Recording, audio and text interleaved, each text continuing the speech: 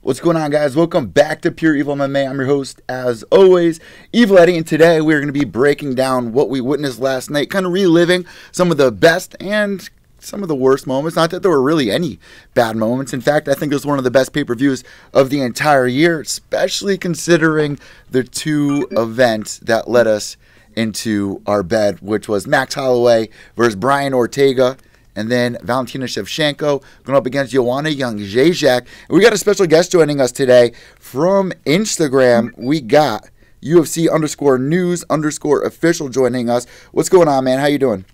Hey, man. How you doing? Glad to be on the podcast. Yeah, man. I'm cards right now. Let's go. I'm happy to have you on, man. We've been following each other for a little while now. Let me just pull in the YouTube thing. Miles checking in and Michael Anzalone. So, man, just right off the rip, before we jump into today's card, why don't you give your Instagram a shout out and just let everybody know like what you kind of do on there, because you have a profile that I really like. Like a lot of people out there, they stay consistent for a little while, but you, man, you're breaking news, you're recapping things on Instagram, and that's really where a lot of people go in this day and age. So, what can people expect in the future on your Instagram page before we start the show? All right. Hey, everyone. You guys probably know me from my Instagram account. There's like 16.6k followers over there. I'm getting loads of likes every day. Lots of love from you guys. It's fucking awesome to do. And yeah, like you said, a lot of people don't stay consistent. A lot of people drop off after like 6-7 months. I've been at this for nearly like over a year now. And yeah, man, I fucking love it. I'm going to be starting up a YouTube, maybe in a podcast coming up in the new year, starting up. But yeah, I'm always going to be over on the Instagram. I'm sure it'll be linked somewhere. And yeah, always doing the breaking news. You've got to turn those notifications on, as I'm always posting the latest and greatest news in MMA and anything that you need to know as an MMA fan or as just a UFC fan in general. It's all over on my Instagram, and you'll find it all there. You don't have to follow anyone else. It's all in one place for you. It's a central hub for any important UFC news. I say this all the time to everybody. It's like everyone has issues in their lives, and the thing about sports is it gives us a getaway just for a little bit, whether it's our boss is yelling at us, whether we stepped in dog shit on the way to the living room, whatever it is that's pissing people off, we all join under one roof, and it's really cool. Like, the amount of people I've met in this scene is just amazing, and it's really hard to come across some good profiles. Like I said, that stay consistent, man. You got 16.6k followers on there, so that definitely gives you a little leeway here with, even just sharing things where you can just swipe up. I'm waiting to get to that because the UFC took my profile down. But really quick, we got one question from the fan questions here. Miles Hutton saying, where's this guy from? Where are you from, man? Where am I from? Dude, I come from Birmingham in England. It's a it's the second largest city in the UK. You can tell my accent's a lot different to yours. Because yeah, I'm from England. From Birmingham, it's kind of like, you know how in America different states and different states, yeah, they'll have different accents. Yeah. I don't speak like a normal British guy. Breaking those stereotypes. We don't all talk like we're fucking from the Victorian times, sipping tea and having crumpets. There is a bit more to our accents than that. So yeah, I'm from the UK, which funny enough, I was on a podcast earlier today, and we were talking about what it's like being an international fan, and what the time differences are like. Like the card last night started at 3 a.m. for me, and then finishes at like 6 a.m. So sometimes, because I've got to do the UFC page that I manage. Sometimes I'm on that, and I'm staying up, and I'm live tweeting that shit. And it's a fucking hustle sometimes to try and actually get out the news as quickly as possible. Sometimes you're staying out late. Sometimes, on my fucking lunch break, I'm there and I'm just smacking out news as much as possible. So yeah, man, it's a real hustle for international fans. So yeah, that's something else you got to respect about the grind, man. It really is. Yeah. I got a lot of listeners, a lot of MMA family over in the UK. Even one of them tell them I'm from Luton. But honestly, you guys really aren't catered to like we are here on the East Coast or the West Coast, where it's 6 o'clock, 8 o'clock, and the cards start. Like you said last night, people are having to stay up into the early morning hours before they're getting ready to go to work, and they can't even watch the main event because it's already 6:30 a.m. there, which is unfortunate. So I give you guys a lot of credit. Nonetheless, let's dive face first into what we witnessed last night, one of the best cards of the entire year. As we get towards the end of this interview or the end of this discussion about UFC 231, we want to ask you guys in the chat room, and me and UFC News are going to definitely rate it ourselves out of 10. And I got to say, this is definitely going to be one of the higher ones I'm going to rate so far. And we're going to break down what makes a good pay-per-view card, because man, if you look at it, we're paying $13 a piece for every fight, and I really wish the pay-per-view model was at least a little different. I even threw it out there saying, why can't we just buy the co-main and the main event in a little bundle package for $20 or something like that? I feel like they'd sell a lot more pay-per-views. Yeah, I agree. I mean, I'm okay in the UK right now because the guy over from Luton who's in the chat, shout out to him. I know where you're at. Yeah, we get it over for free over here if you have if you subscribe to a certain provider. So I got BT Sport, and they give you UFC for free. Damn. Which is awesome. So I've still got a bunch of UFC pay-per-views recorded that I like. So I've still got, for example, 205 recorded, because sometimes I like just go back and watch that. 202 still recorded. 217 still recorded. 223 I've still got all on my VCR, as you guys would call it, just recorded on there, so I can just go back and watch that anytime if I didn't want to go watch it online. So yeah, it makes it really easy for us in the UK to watch it if you can bother to pay the subscription service to that certain provider, which is Virgin Media. But yeah, dude, I completely agree with you, especially, say, for example, for more international views for fans, or say, for example, you guys over in the US.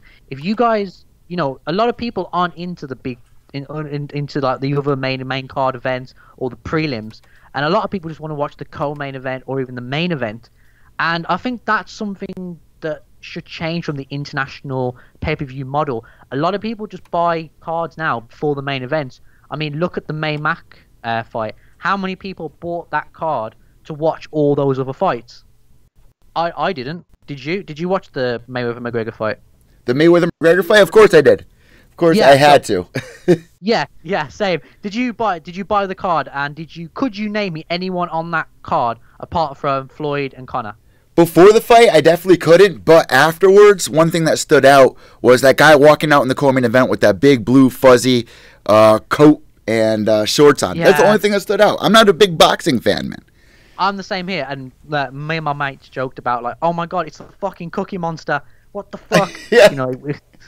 We'd had a few beers at that point, and it was like 4 a.m., so you can forgive me for the shit banter, but yeah. So yeah, that's something that could possibly change in the future, or even say, for example, why do you have to actually pay for it anymore? You've got them sponsorship deals, and it's the age of the internet now. Why couldn't they live stream it on YouTube or on Twitch or on UFC.com? And maybe if you pay a little bit here and there, why not? They'd probably pull in a lot more numbers than the traditional pay-per-view layout that's already out there now. I mean, $70 I had to pay last night for the card. And you know what? There's a lot of fights where, like, one thing I don't understand about the UFC, it's like, in boxing, there's one thing that you can count on. It's probably that the fights are going to get better and better as the fight goes on. Last night, for instance, for the prelims, we had Eric Anders going up against Elias Theodorou. I'd much rather have had that on the main pay-per-view card over the prelims. 100%. Yeah. Or like, say, the Bosniak fight. That a lot of people that I spoke to today, they weren't high on that fight. So maybe so it really depends on how the people fight on the night. And I mean, it's the problem with the UFC right now is that they have a lot of people on their roster, and it's hard to kind of find. There's a lot of gems on like the prelims and on the early prelims as well. So, and then they get to the main card. So it's really, really hard to keep up with everything. Like, I'll be honest with you, I don't watch the prelims. I don't know about you. I just don't have the time. Like, it's 1 a.m. and I'm trying to get sleep, and then I usually wake up around 3, half 2 to kind of like wake myself up before the main card. So I don't really get to watch the prelims unless there's like raving about it the next morning, and I'll wake up and I'll watch those fights specifically. So yeah, a lot of people just get lost in the shuffle for my money, and I think that's one of the problems of having such a stacked roster. But yeah, that's another issue entirely.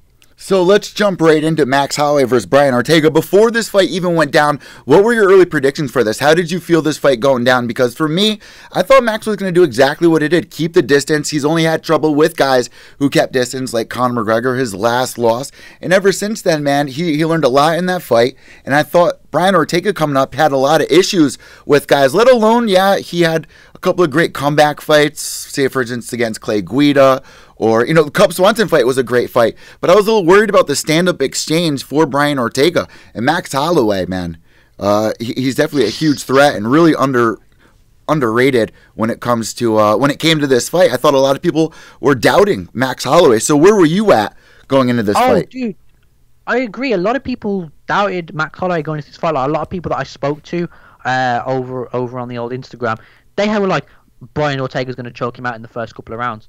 I had Max winning by decision. I didn't think he'd get the job done. I thought Ortega would land a lot more takedowns. There'd be a lot more action on the ground. But dude, this fight was fucking awesome, and I mean, props to Max Holloway and Brian Ortega for this fight for different reasons. I mean, Holloway, first off, his takedown defense was awesome. That's something that I haven't noticed him get a lot of credit for. That his takedown defense is pretty good. I checked the stats afterwards, and dude's got awesome takedown defense in terms of percentage-wise, and that's something no one ever gives him credit for. A lot of people running up to this fight never gave him credit for, and then obviously his volume, his cardio, his technique is just impeccable on the stand-up, and you can see why people argue for how good he is in comparison to people like Jose Aldo, Conor McGregor as one of the best featherweights of all time. But then, in comparison to that, or on the other side of it, Brian Ortega had a good showing as well tonight. His fucking toughness and endurance was out of this world, and his ability to stand there and take such a beating after 3-4 rounds of a really hard fought fight, but with Holloway being the better man on the night, dude, he took it to fucking Holloway as well, and he took a beating and tried coming back here and there, but Holloway won out in the end due to that doctor stoppage. What about the energy? Like, the energy as soon as Brian Ortega was walking out, like, he was feeling it, man. Like, I don't know about you, but for me, it was like one of those fights again where it was almost like a Conor McGregor fight, people were saying, where you feel the butterflies in your stomach. You're just excited to figure out what's about to happen. And you see somebody like Brian Ortega who's had the perfect rise to the top, but can he handle the top dog? Is he going to be able to handle that pressure? Is he going to feel as confident as soon as Max Holloway lands a couple of shots and starts feeling that swagger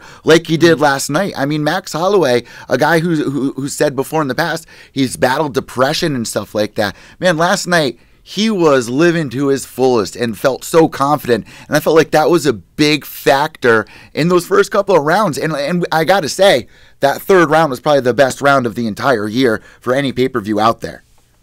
Yeah, I agree, dude. And I mean, there was a lot of questions going around about Max Holloway as well because of, his long layoff and then his weight cut issues. A lot of people were talking about that and whether or not he'd be able to come in and he'd be the same Max Holloway as we've seen in the Jose Aldo fights as previous to him, and I think he's proved now tonight that this guy is one of the best fighters on the UFC roster and one of, if not one of the best UFC featherweights of all time. And I think something else that got proved tonight is something that both Holloway and Ortega acknowledged in the pre-fight press conferences, that said this is not going to be the first meeting between these two. I think you'll agree, because these guys are both still young. They're still in their late 20s. They're both at the top of their game, at the top of their divisions, and I can see these guys meeting possibly at lightweight in the next 3 to 4 years for my money. That's a big thing right there. Let's talk about that for a second, because Max Holloway struggling to make 145 pounds. This is what you see year after year as fighters grow into their body, especially Max, who's been in the UFC for years now, came in as a young kid, developed finally, and at some point, fighters move up a weight class because it's just too much for them to make a weight class like 145 pounds. Look at Conor McGregor. He had to do it. He looked awful at 145 pounds. His coach was saying there's no way I want to see him go through that again. Max Holloway, I think you can make a case for moving up, but then there's guys like Tony Ferguson who was calling him out. Max Holloway was supposed to even fight Khabib Nurmagomedov at UFC 223. Like I was there in Brooklyn for that, the night that Conor McGregor threw that dolly through the bus window. But it's just so hard for me to wrap my head around that. Max Holloway, 145 pounds, and that's the argument. People are saying, is he the greatest of all time at featherweight? But have people forgot about Jose Aldo and what he did in the WEC going into the UFC? The only featherweight champion that the UFC had. The only featherweight for 10 years. 10 years he did it until Conor McGregor came around. Yeah, I totally agree with that statement as well. And it's kind of like we're witnessing history in the making at this current moment in time. And it's kind of hard to right now say whether or not we can classify Holloway as the best ever featherweight. And I think the issue that gets brought up as well is a lot of people right now who are big fans of MMA never saw that old Jose Aldo. They've only ever seen that clip of him getting knocked out in 13 seconds by Conor. Because the MMA community has grew so much since that point, because Conor brought in, and so did Rousey, so did Jones, brought in a lot of fans, and we're talking millions of people. And a lot of people right now, have never seen Aldo perform at such a high level that would make them want to argue that.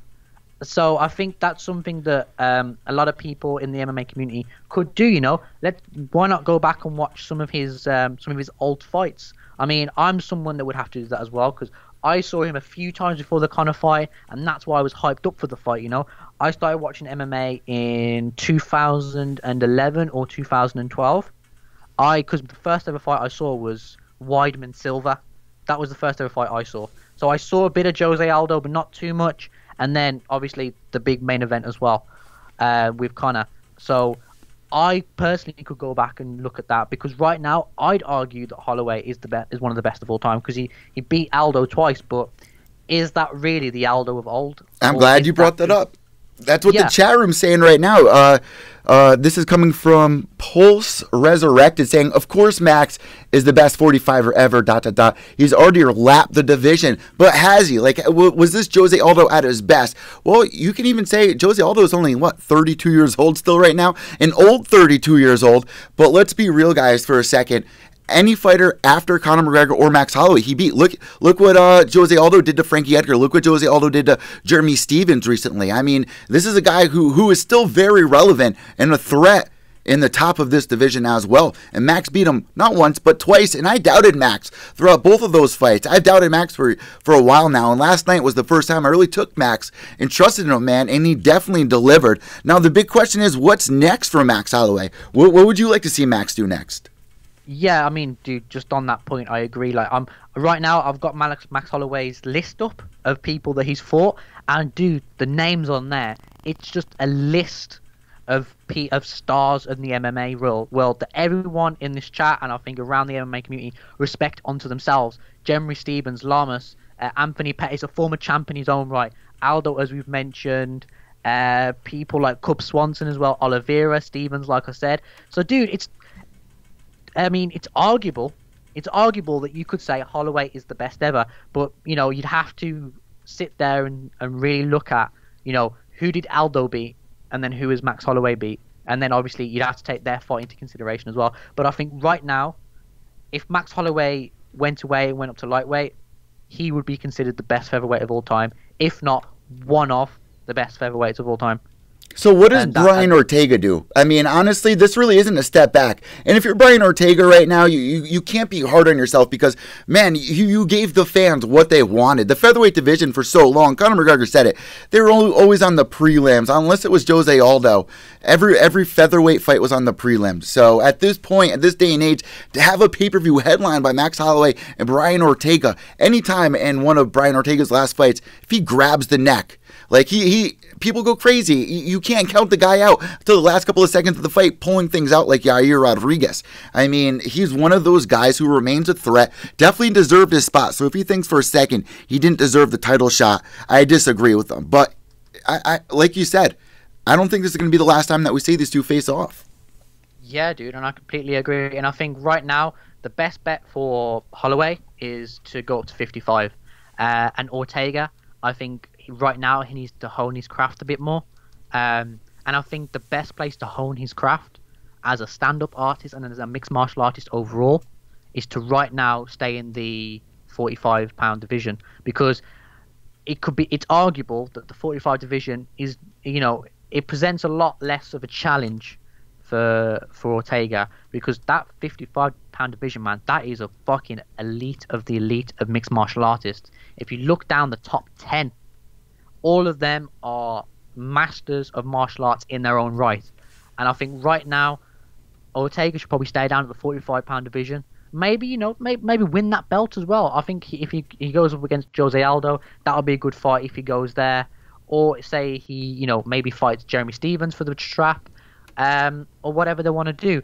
But, so yeah, I think Ortega, stay down 45, hone your craft, you're still young, get some wins under your belt, and keep on moving up. And then with Holloway, on the other hand, I'd say it's right now about time he goes up to that 55-pound division. There are so many matchups at 55 for Holloway that are dream matchups for MMA fans. I mean, you guys over in the chat, I can see you guys saying stuff about Max Holloway versus Diaz. And I mean, that would be an awesome fight unto itself. And I mean, Diaz is 9th ranked. Like I said, there are people in the top 10 who would make such an awesome fight.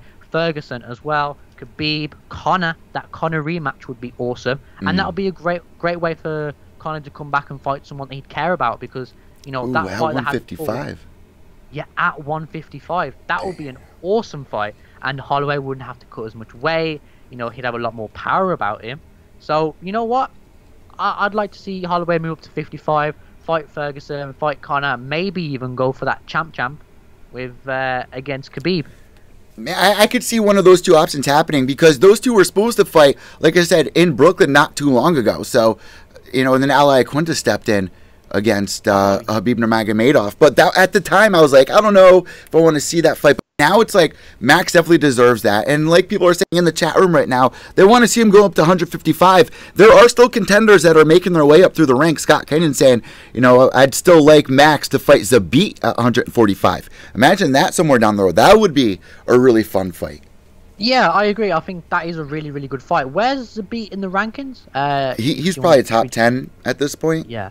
Okay, yeah, we could Google that live on air, but yeah, sweet. So he's a good fighter as well, but I don't think he's gotten as much stock to fight for a title as of yet. You know what I mean? Like, you got to think of this from not just from an MMA perspective, but from a business perspective. Is Zabit that much of a name right now to warrant Dana White giving him a title shot against Max Holloway? You know what I mean? I'd rather see. I'd rather see Max Holloway versus Conor next, honestly. If he's going to go up to 155 pounds, I think that's a good fight that you can make. That's going to bring in pay-per-view buys. But for Khabib, it's still people are even saying in the chat, pump the brakes. Let's not get ahead of ourselves too quick. I don't know. I don't know what to think about it. I mean, I don't think we're necessarily getting ahead of ourselves. I think that, Max Holloway has been around for a while now in MMA, and has been a lot in the featherweight division. I mean, he's got how many wins under his belt in the featherweight division? The guy's done a lot in the featherweight division. He's beat Jose Aldo. He had a great fight against Conor. He's done a lot for the division as well. He revamped that division after Conor left and made that title look prestigious again. And I think right now it's time for him to kind of think more about himself and let someone else take that reign as the 145-pound king and move up to somewhere he can have more, I don't want to say challenging, but more juicier fights for MMA fans to dig their teeth into, and kind of start picking off those dream matches that he has before he retires. Because, he's 27, but in the fight game, it's kind of like any professional athlete. Once you kind of pass your 20s and early 30s, you start to decline. And I think it's time now that he moves up and starts taking all those really, really big, juicy fights that we all want to see and let him have before, those guys move on in their career, or those guys retire or move up or move down.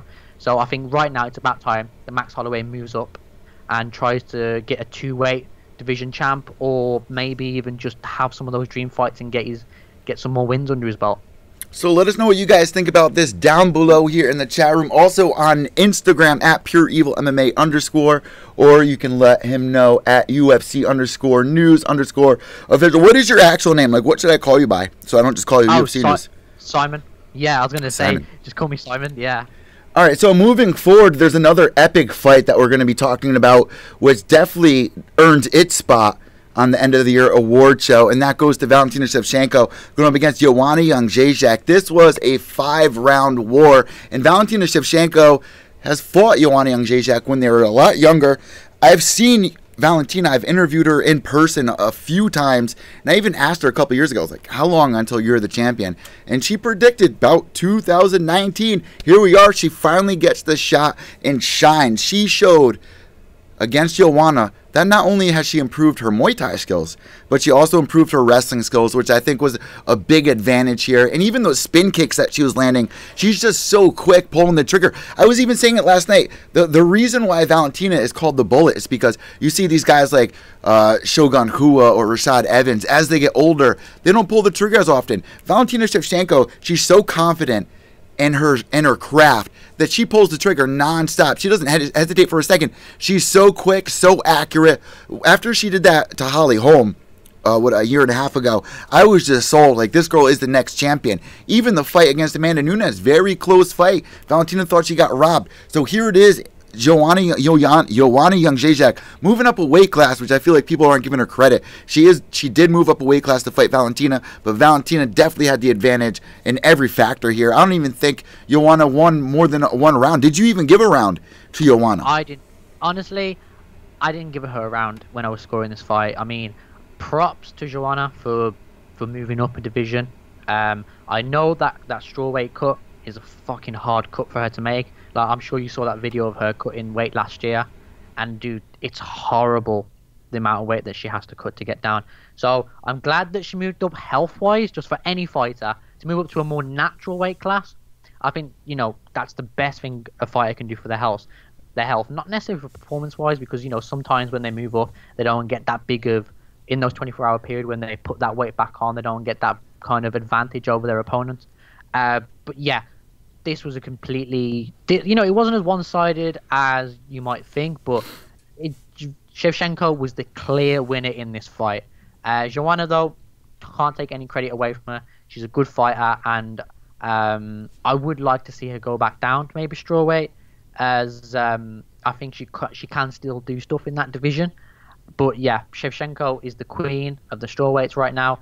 But even if she goes back down to strawweight, do you even think that she deserves a title shot against Rose? That's what the people in the chat are saying right now. They're like, you know, why does she think that she deserves a shot? She's on a losing streak right now. Shouldn't she regroup? Is exactly what the chat's saying right now. Yeah, I mean, all right, I rate her because she did, what was it, 6 fights, 6 defenses with a title?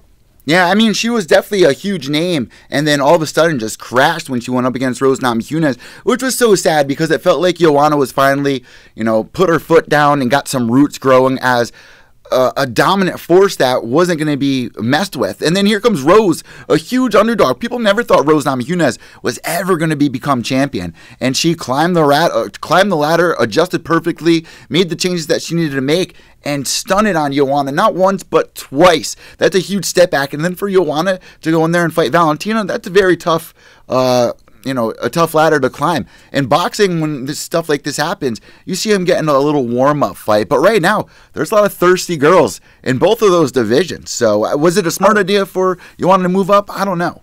Here. I think it was because, you know, she was guaranteed a title shot almost, as yeah. You know, they needed a big name to kind of bring the flyweight title back into kind of the fold, into the main eyes of the fans. And I think she was the right name to do it. She's one of the biggest stars in women's MMA today. And yeah, I think she had a good go at it, but I think she probably would have wanted that strap.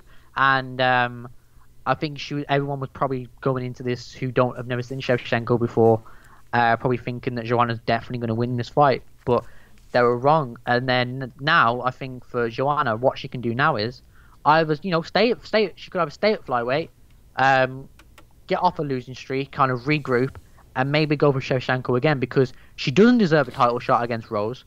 as you know, Rose has beat her twice now, and there's no way for people to argue, you know, that one went to a decision. But usually grudge matches, they usually go on because it's 1-for-1. This is 2-0, and she's not only knocked her out in the first round, she's won via a decision. So she doesn't deserve a title shot either at flyweight or strawweight. So right now, she either needs to start fighting some top contenders, or I don't know, maybe move on. You know, that one championship, whatever she feels like she wants to do, because she's not getting a title shot in the UFC anytime soon. You know, I see people in the chat room saying, what about Jessica Andrade? You know, that's hard for me to say because Joanna Jędrzejczyk beat her every single round. Andrade was giving her a chance. Yeah, she's making a comeback and stuff, but Joanna had all the answers for Andrade. I don't know what's next for her. But let's move forward here. What did you think going into that fight? Did you think Valentina was going to win, or Joanna? Last note here on this fight. Honestly, I wasn't. I was interested in this fight, but I didn't really have a prediction for this fight. This was one of those fights where I kind of abstained from predicting, as I was just looking forward to this fight, and I couldn't really pick a decisive winner because usually because I've got a quite, shall we say, active fan base on the old Instagram. I sometimes get a lot of shit for my predictions. I try and stay as unbiased as possible throughout the year and throughout the months that go on. But I always try and dash out my predictions, as I know a lot of people over there like to bet and stuff like that, and I like to give my 2 cents on them. So, and for this fight, I think I picked Shevchenko, but that was just purely out of I didn't know how Joanna would perform with that extra weight, and that she wouldn't be as powerful or as dominant at a higher weight class as she is when she cuts all that weight and goes down. And yeah. So that's the only reason why I picked Shevchenko. But yeah, dude, I didn't really have I wasn't really convicted in that prediction. It was just thrown out there just for the sake of predicting someone. I was definitely a little biased. I was biased on a lot of the fights last night. I mean, I've interviewed 6 of the actual fighters on the card, which makes up a third of last night's card. So, even Eric Anders and Elias Theodorou, who came on my show, they're going up against one another. Elias has been on my show multiple times, and these 2 guys called in back-to-back, and I love stuff like that. It gets me excited, and when I watch a fight where I've talked to both these guys, it's like, shit, who do I pick? If they see my prediction, are they going to get mad? You know what I mean? So it puts me in a weird spot, but that was a great fight last night. There's a lot of fights where I'm like, am I being a little biased here? But I definitely had Valentina going in, and I didn't know if I was going to be biased because Joanna Jędrzejczyk, she's definitely a threat. So I definitely think that was one of the best female fights of the year. So let's move forward with this next fight, which was Gunnar Nelson going up against Cowboy Oliveira. Gunnar Nelson, man, I said this on last night's live stream. Never count this man out. After what could have been a 10-8 round on a lot of people's scorecards, and especially if they entered the new rules, which they didn't in that area, it could have been a 10-8 round.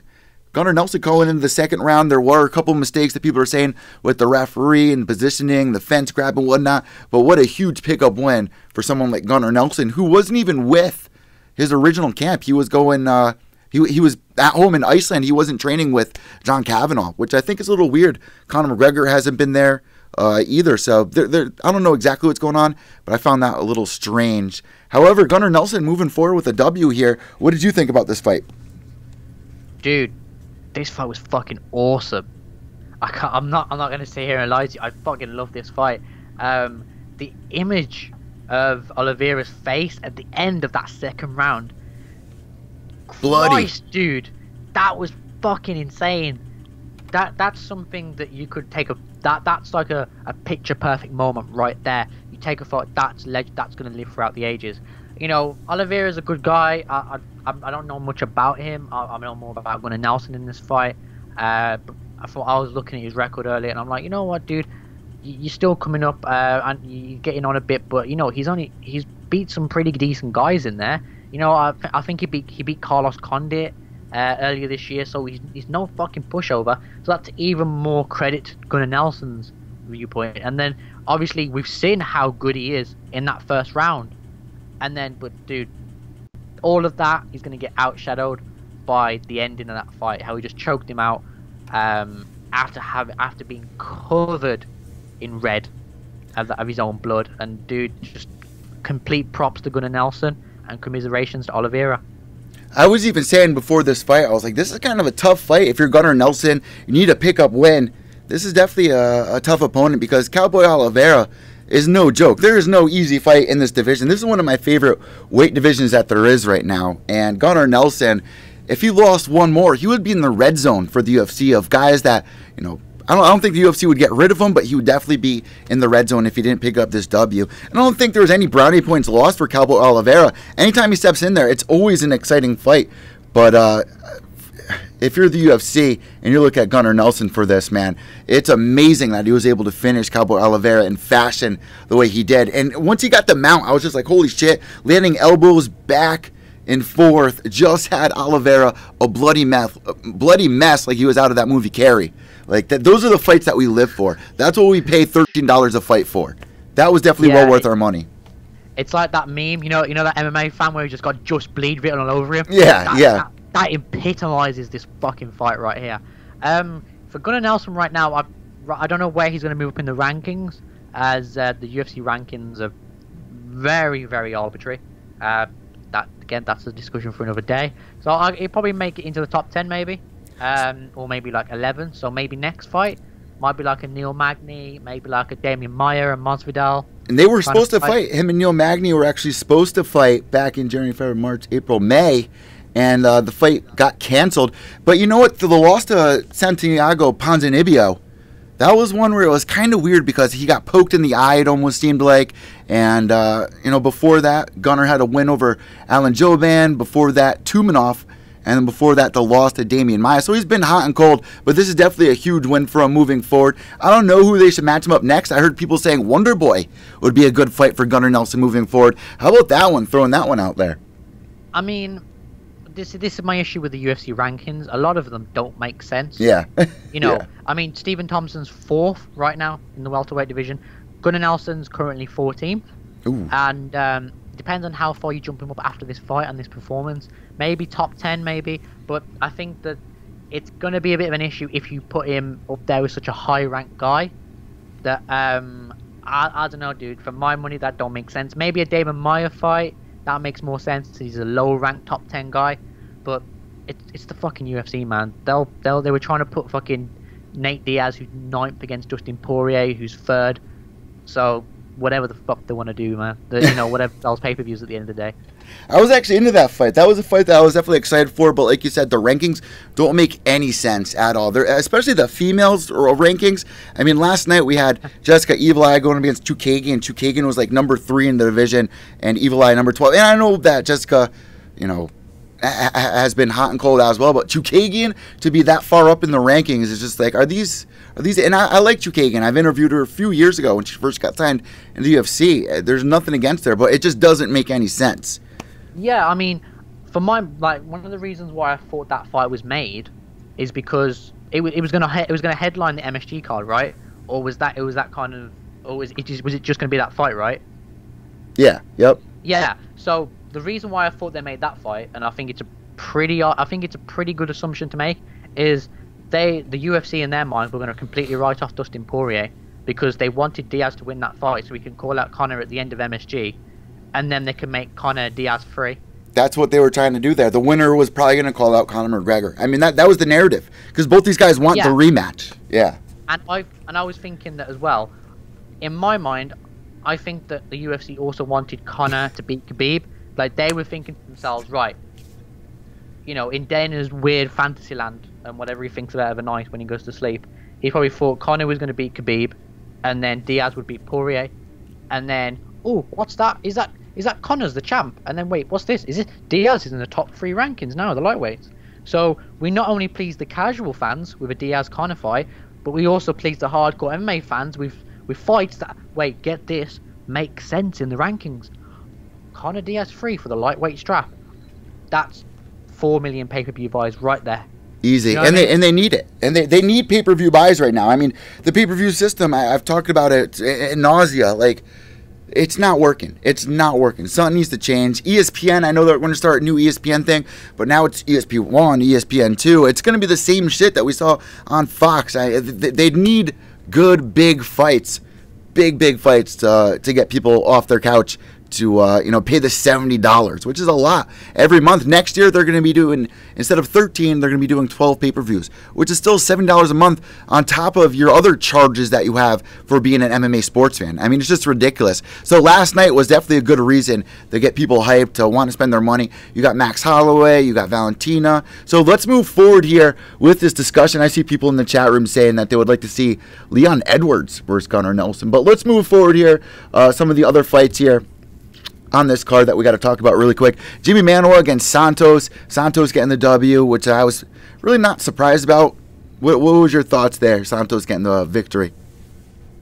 I mean, I just simply backed Manuwa out of the fact that he comes from, well, he hails from England. A lot of people kind of, there was kind of an indifference about this fight, but I tell you what, man, this was a great fight to start the pay-per-view off with. Yeah, it was. I mean, Santos, he's got that fucking Force hammer tattooed on his chest for a reason, as we saw in that fight. Like, dude, epic way to kick off the fucking pay-per-view card, and those are the kind of fights that sell pay-per-views. If you'd have bid that fight as, two clashes of light heavyweight monsters with knockout power, this one is definitely not going to decision. That's another way to ramp up pay-per-view buys if you're still going to go with a traditional pay-per-view format. And I think, this is a great way to demonstrate to MMA fans that, you can get these big technical fights in Holloway and Ortega and Shevchenko and Jędrzejczyk, but then you can also get the highlight reels of big knockout battles like in Santos and Manuwa. So this card was great overall because of the mix of and variety that everyone got. That all fans who bought this pay-per-view got their money's worth, not only in big, round 1, round 2 knockouts, but also in the technical and stylistic matchups that you get in the and the main events. And obviously the bloodthirsty motherfuckers out there for the Gunnar Nelson fight. So before we rate this card, before we close out this discussion, I want to ask you, and I'm going to answer the same question. Who would you give the 350K awards to? What 3 fights were your top 3 fights that stood out most to you last night? Top 3 fights. Do you want me to do it in ascending order or I'll tell you what. Number 3, I give it to Manuwa and Santos, and then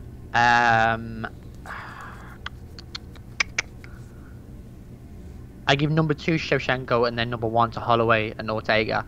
I don't want to rate off Olivier and Nelson, as that was an awesome fight as well. Santos' performance was awesome, and Shevchenko is just an awesome and dominant fighter. And the fact that she was able to do so well against one of the best women's fighters of all time, that's one of the reasons why I gave that second. But then that didn't come first over Holloway Ortega, just because of how brutal and how long it went, and how it was consistently entertaining. Because that's kind of what happens in some fights, where you'll have a really, like, the first round is kind of feeling out process, but from the start to finish, Holloway Ortega was an awesome fight, and that's why that for me gets fight of the night. And honestly, there's one fight that people are not talking about, and I got to give a shout out to my boy Diego Lima for getting a brutal knockout. People are saying that he's not a knockout kind of a guy, and that they're worried about his chin. And last night he proved against Chad Laprise, where Diego came on my show, and the day that this fight was announced, came on the show to talk about it, how he's going to get ready for it, had predictions, and he said, man, I really want to get this win, obviously. And to get it like that, to get it in fashion that he got it last night, I was jumping out my seat. I couldn't have been more excited, and I feel like he definitely deserved a little side bonus something from Dana White, because that was really exciting. And it sucks because it was on the Fight Pass prelims, which is another thing where I got to go against. But my top 3 here: Max Holloway, Brian Ortega, definitely got to be fight of the night. Gunnar Nelson, and then Santos, right? Those got to be the 350K winners right there. Yeah, I mean, I gave it to Shevchenko and Jędrzejczyk over Olivier Nelson, but like I said, no credit taken away from Nelson and Olivier. Just awesome fights. And yeah, that's another issue that we have over here in the UK. The early fights prelims, you do get them on BT Sport, but for, I don't know if anyone else in the chat who's from the UK or from anywhere in Europe, my strategy is, if you're going to stay up to watch the UFC, I usually go to bed around 10 p.m. After having a very, very physical day. Maybe hit the gym, maybe go for a run, something like that. Just so I really took it out, and then I hit the hay till about half two in the morning. Wake up, couple of months of energies, get some food in, get those takeaways, and just sit and watch kind of like the end of the prelims to the main card. Unfortunately, though, that strategy didn't work for me last night anyway because I fell asleep for 12 hours and so I fucked up on that. Maybe it's not the most razor tight system, but it's worked for me most of the year. So you know what, fuck it. People are saying Manua versus Gokhan Saki would be a fun fight. Pulse Resurrected, man, I got to agree with you on there. Santos versus Shogun, Stewie motherfucking Griffin says. I could see that. I could definitely see that. Isn't Manua coming towards the end of his career? I could see him kind of, Both of them are coming off a loss, though. Saki also coming off that loss to, what's his name, from Ultimate Fighter that recently lost as well against Johnny Walker. Yeah, do you want to give that a Google? But yeah, Junior Manua is on like a 3-fight lose streak right now. So, and there's a London card coming up. I'm going to be heading to that London card, actually. I can't wait. Finally get some UFC over in the UK. And I think, Khalil Roundtree. Khalil Roundtree, the chat says. Roundtree, yeah, okay. I mean, the guy's 38 years old. Maybe might think of retiring right now. Retire in London. He hails out of London. So, you know what? Maybe retire. Actually, that kind of leads me on to something as well. When are we ever going to start seeing more international UFC cards, not fight nights, actual UFC numbered cards? I know we get fight nights in the UK, you get them over in Russia, you get them over in China, and then you do get an international one, like say for example you had this one from Canada. But moving away from the kind of American continent, why not try and do like a big numbered UFC card over in London? Because that would do fucking numbers. Over in the UK, I know it would do numbers. Maybe over in Russia, that would do awesome as well. Like a big card with with a big stat card. You know what I mean? And then I don't know why they never did the Dublin card for Conor. Imagine how mad a Dublin fight card would be with Conor on it. That would sell out in seconds. I think UFC are missing out on that international market right there. It's got to be on their mind. I mean, Conor McGregor, bring him home right now. He's coming off a loss, pretty much coming off a couple of losses between Mayweather. I know it wasn't in the octagon, but between that and then the loss to Khabib, I'm not saying his stock went down at all, but he is in desperate need for a W right now. Desperate. Yeah, I completely agree. And by the way, in the chat, I know UFC 204 was in Manchester. I mean, as in, why isn't it not on a consistent basis? I know there's been ones here and there, but I mean how they always go back to Canada every year. Why aren't they doing it internationally where at least once a year they kind of do a big one over in Europe or in the UK at least? Because there's a lot of UFC fighters from the UK. There's a big MMA scene in the UK. So I don't see why they're not kind of tapping into that market and only doing a once a year fight night. What's next? Honestly, I really like the idea about having Conor in his home territory. It almost guarantees a win. Yeah, I mean, why not have Conor? Why not just do a Dublin card? That would sell out instantly. Even if Conor's stock is not at its highest right now, you know what I mean? If his stock's not that high right now, it would still sell out instantly because he's Conor fucking McGregor. That name is household name right now. So even if he doesn't sell out, even if he is coming off a loss to Khabib, if he did a big fight night, say Diaz versus Conor in Dublin, that would still do awesome. So moving forward really quick, let me just pull up your Instagram page so people know who you are, because we keep getting the question. And who is the guy? It's at UFC_news official, guys. And listen, really quick, before we close out today's show, I just want to kind of rate today's card and then just preview one of our upcoming fights. Which one are we most looking forward to watching? So really quick, what would you rate last night's pay-per-view? If you could rate out of 10, I'm asking you guys in the chat room, or if you guys are listening to this on repeat on iTunes, Podbean, Stitcher, Spotify, whatever, let me know on Twitter at evil_echo, that's EVIL_ECCO, or on my Instagram at pureevilMMA_. But right off the rip, I'm giving this one a 9 out of 10 pay-per-view. you, a scorecard, 9 out of 10, because it had all the elements that you wanted. It had 2 title fights. It had one that really meant something in the Max Holloway versus Brian Ortega, the young up-and-coming guy who really could pull something out of the hat at any second. And then you also had a pretty good prelim card as well beneath it, which definitely, could have been a little bit better. But I think all in all, 9 out of 10 was my scorecard. What would you give this one?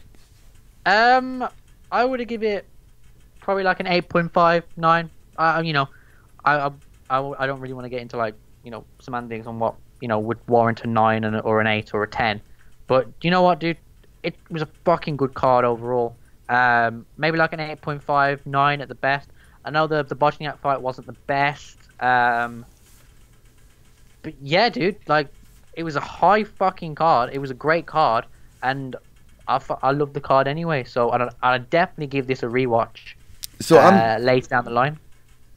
I'm scrolling down your Instagram page, and there's a lot of upcoming fights that we can look forward to. Just right off the bat, we got Anderson Silva going up against Israel Adesanya, Robbie Lawler versus Ben Askren, Cejudo versus TJ Dillashaw, John Bones Jones going up against Gustafsson in the rematch, Cruz versus Lineker. Even up next, what do we got? Next week, yeah. Al Iaquinta versus Kevin Lee. Yeah. Dude, that's a fucking awesome fight. And even if you're not even looking at the main events for those cards, the headliners, on that fight night next week, you've got Barbosa versus Hooker. You got Sergio Pettis versus Rob Font. Who else you got? Jim Miller's on that card as well. And you got some pretty good fights overall going towards the end of the year.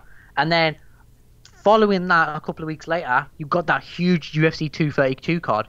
So there's nothing. This is a great time to be a fight fan coming towards the end of the year, because there are so many good fights that are going to offer every fight fan something that they enjoy. Because you're gonna have the big knockouts, the very technical fights, and then you're just gonna have like absolute brawls in some of these fights. I mean, in the 232 card, you got that Jones Gustafsson fight, which is going to be an absolute classic in my mind. You got Cyborg Nunes, which is going to be awesome as well. Condit Chiesa, BJ Penn's coming back. This last bit of the year is going to be an absolute awesome time to be a UFC fan. And you know what, guys? I recently had Rob Font on to talk about his upcoming fight against Sergio Pettis, so you guys can check that down below here in the library on YouTube, or you can check it out on iTunes, Podbean, Stitcher, Spotify. But really quick, yeah, this fight card's going down next week, I believe, right? Kevin Lee, Al Iaquinta next week. Yeah, 15. It's going down. And then there's one more card before that's the end of the year. And we're going to be doing an end of the year award show as well. Best pay-per-view, best debut, best submission, best knockout, fight of the year, fighter of the year, female fighter of the year. And we're also putting together our top 10 list for the Pure Evil MMA listeners out there and supporters. So if you guys want to send in some of your top 10 picks for your favorite fights this year, send them to me on Twitter at evil_echo. Last but not least, man, this is the last thing I want to talk to you about. I think the best fight coming up, if it's not John Jones versus Gustafsson 2, Chris Cyborg versus Amanda Nunes. That is what I want to end on. These two fights. What are your predictions for these two fights? Right? Let's start with Chris Cyborg versus Amanda Nunes. How do you see this fight going? I see Cyborg picking up the W here. Don't get me wrong, Nunes is a fucking animal, as we've seen in so many of her fights. I mean, that Rousey fight is almost legendary at this point. It was the final nail in the coffin for Ronda Rousey now that she's gone off the WWE. And now, that's never ever going to go away now. That is the end of the Rousey kind of era of the UFC, and it's like the end of an era in the UFC, and she ended that. She ended the Ronda Rousey hype train along with Holly Holm.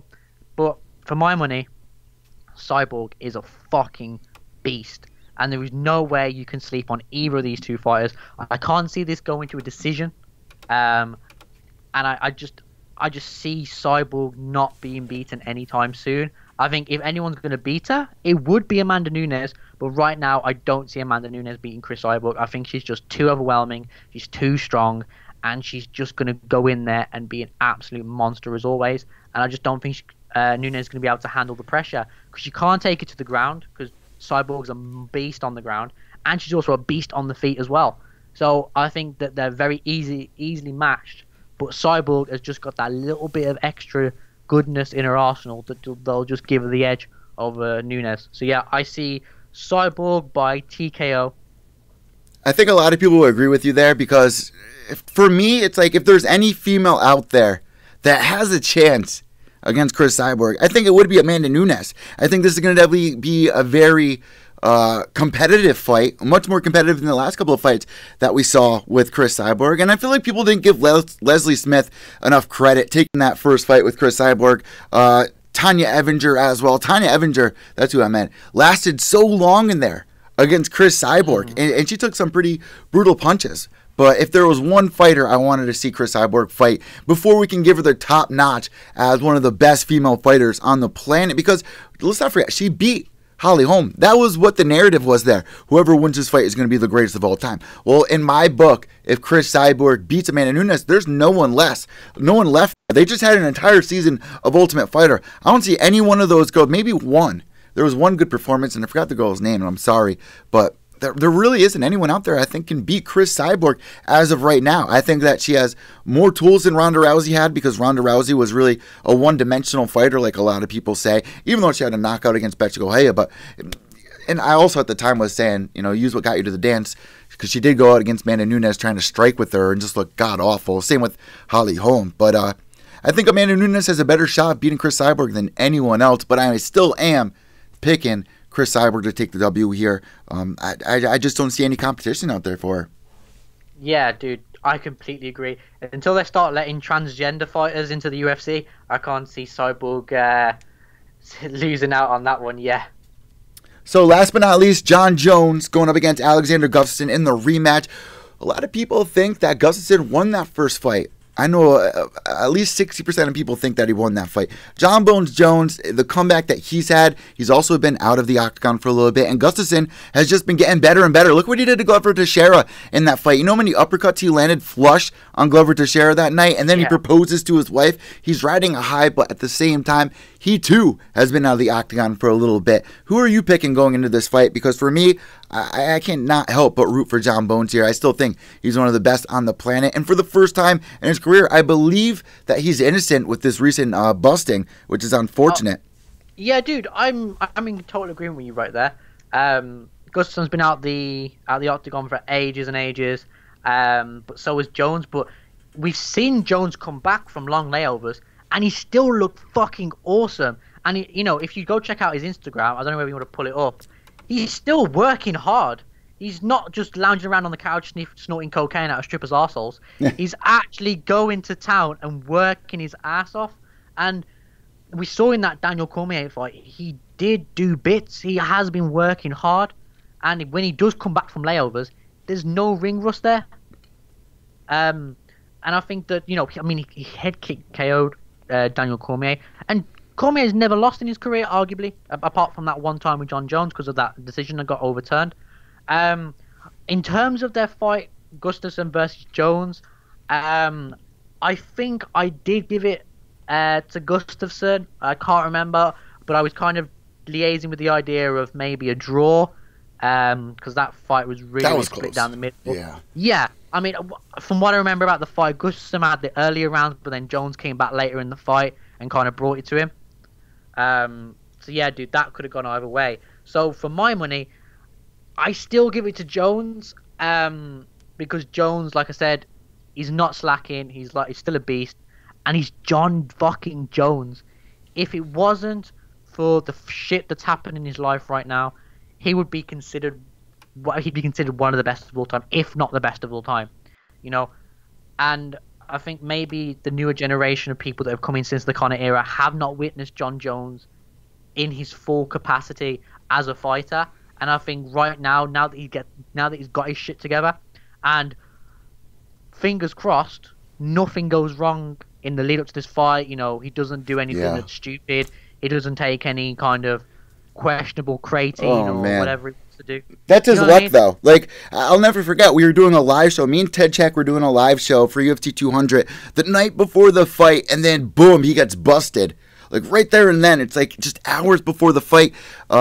there's that infamous footage of DC backstage and Dana breaking the news with him and him stomping his foot down. I mean, I wouldn't be surprised. I really wouldn't be surprised if something happens here. This is the same card, UFC 232, as Cyborg versus Nunes. Nunes, another person known for pulling out of fights last second, whether it's the vertigo. You know what I mean here? It's just like, this is a high risk fight card right here. The main and co-main event could easily fall out. And this is going down December 29th to end the year. We need this to hold still. MMA gods, please. I agree, dude. I mean, all I hope is that Dana brings in some people to kind of do backups. You know, maybe... They've been doing that, which I like. They've finally started doing that. Yeah. I mean, I know they did it for the Holloway-Ortega fight. They had some there that brought a guy in. Maybe, you know, DC, if DC wants to kind of like come to the event, maybe like try and start cutting the weight just a little bit. And then maybe for the Nunes fight, maybe, you know, whoever's up there, maybe like Holly Holm if she wants to come back into the mix, you know, because if Cyborg pulls out, we get a Amanda Nunes versus Holly Holm fight, or we get a Chris Cyborg Holly Holm 2.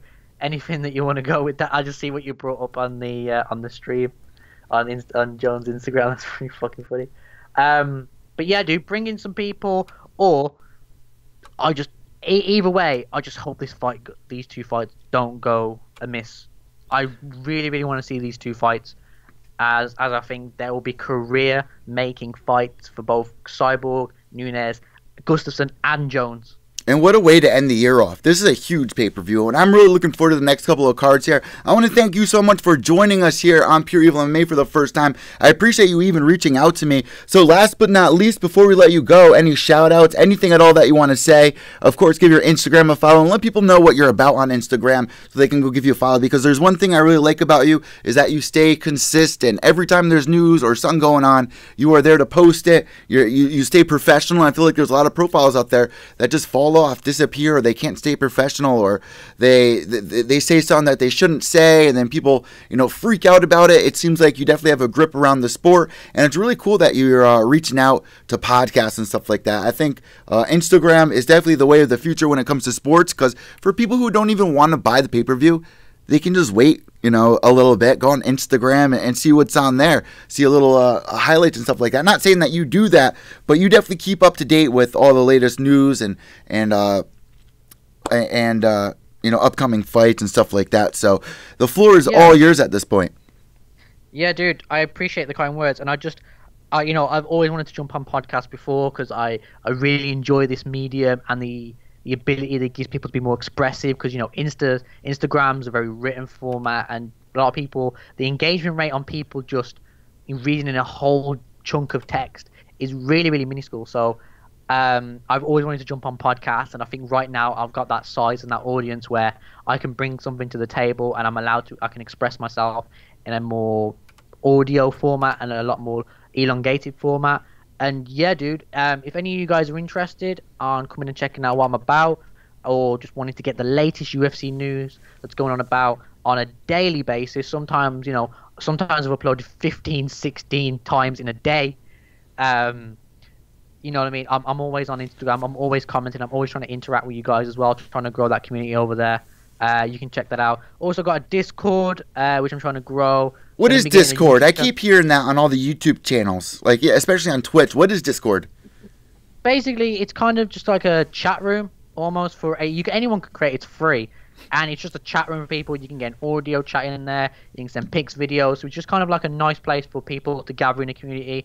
So what I really want to do is I really want to build up kind of like a big MMA Discord channel where everyone and anyone can be posting in there, whether they want to send me news, they want to send memes, they want to send clips, or they just want to talk to other MMA fans. You know, I want to create that medium where anyone and everyone can talk about MMA in a place that's not only safe, where you can express your view and you're not going to get shot down, but also you can speak to like-minded people in any way in about the sport that we all love, and that's a mixed martial arts.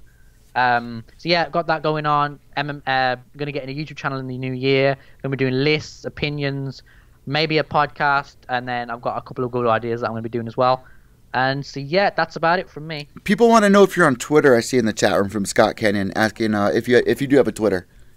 Yeah, but I don't fucking use it. So I mean, I respect that, because for a lot of people, like, stick to your craft. You know what I mean? If you're good at Instagram and things are popping on there, you got almost 20,000 people following, stick to your craft that you're comfortable with. Because I don't fuck around with Facebook usually, but I am on Twitter, Instagram. Like, I try to reach out every platform, but it's hard. It's hard to juggle and manage all these things. Just for comparison, I've got 8 followers on Twitter. So, I mean, yeah. I mean, I just all I do is I just post. Like, you know, when I do an Instagram post, I just click the Twitter thing and then it just goes up. But yeah, dude, I don't fuck with Twitter. I haven't, like, I'm too much of I'm a person that needs more than 140 or 300 characters to explain what the fuck I'm saying. So yeah, Twitter's not for me. Hey, I gotta ask before we let you go. You know, what would be some advice for someone out there that's trying to do a page like yours on Instagram? I mean, how do you gain so many followers? How did you get the success that you have right now? Right, so I get asked this a lot, and so I've thought about it, because a lot of the time, you know, I was giving people a lot of different answers and stuff like that. So I've kind of created just a 3-point system on how you grow a UFC news or MMA account. First off, dedication. That is the biggest thing for an MMA fan to do. You've got to know everything that's going on. You've got to get to know people in the community. You've kind of just got to dedicate yourself to do it. Otherwise, you're going to drop off. You're not going to be able to get followers, and the people that are following you, they're not going to care about what you're saying. Because if you're not posting all the time, you're missing out stuff. You know, they're not going to take you as a credible news source. Because let's say, for example, you know, BBC or CNN or Fox, they missed out bits of news that were quite important. You know, they're not going to care about what you're saying anymore, because they're going to go to somewhere else so that they can get the good news and get all the news in one place. So dedication is key. Be nice. That is the other key one that you need. You need to be nice, because if you're giving your opinions on something when you shouldn't really, you know, if you're a news source, just try and stay as unbiased as possible, which is why I want to come on more podcasts, because then I could be more myself rather than trying to be a news source. You got to be nice to people when you're commenting in the comments and you see people being dickheads, because you know everyone gets it. Yeah, you get the Conor fanboys, you get the Khabib fanboys, you know, and you know you get people saying stupid shit. You just got to be nice, and if not, kill him with sarcasm, which is what I like to do. That's the thing. It seems like you definitely hold a really professional manner there. And I think that's why I wanted you to come on the show. That's why when you messaged me, I checked your profile out. I've seen you plenty of times before, but you've never actually reached out to me. And I've seen nothing but good, reliable work from you. So that definitely made a good impression. Yeah, dude. I mean, at the end of the day, the only way that you can go about kind of growing a community is just by being nice to people. And even though I've got so many followers and shit like that, it means nothing. I'm still a person. I'm still a guy. I'm not going to fucking sit there and pretend that, you know, I'm above you and I'm not going to help other people grow, because that's the wrong attitude to have in a community that you're trying to grow and trying to be positive with. So, yeah, cool. I love reaching out, and I'll come on anytime that you want to have me back on again, if you'll have me on. Of course, man. Thank you so much for coming on Pure Evil MMA. Maybe we can have you back on for the end of the year show. Usually I have about 10 people on for each section. For either I have people choose whether they want to come on for Sub of the Year, Fight of the Year, Debut Fight of the Year, Female Fight of the Year, News Source of the Year, Media Person of the Year. You know what I mean? So I would love for you to come on for that. That's going to be going down the first week of January, which I am really excited for the new year. Starting something off fresh. We're going to have some new looks on the channel as well, so I'm really looking forward to 2019. Last but not least, man, thank you so much, and enjoy the rest of your day. I really enjoyed this podcast. You too, man. I had so much fun, and yeah, I can't wait to do more podcasts in the future. All right, man. Enjoy the rest of your day. You too, man. Catch you later.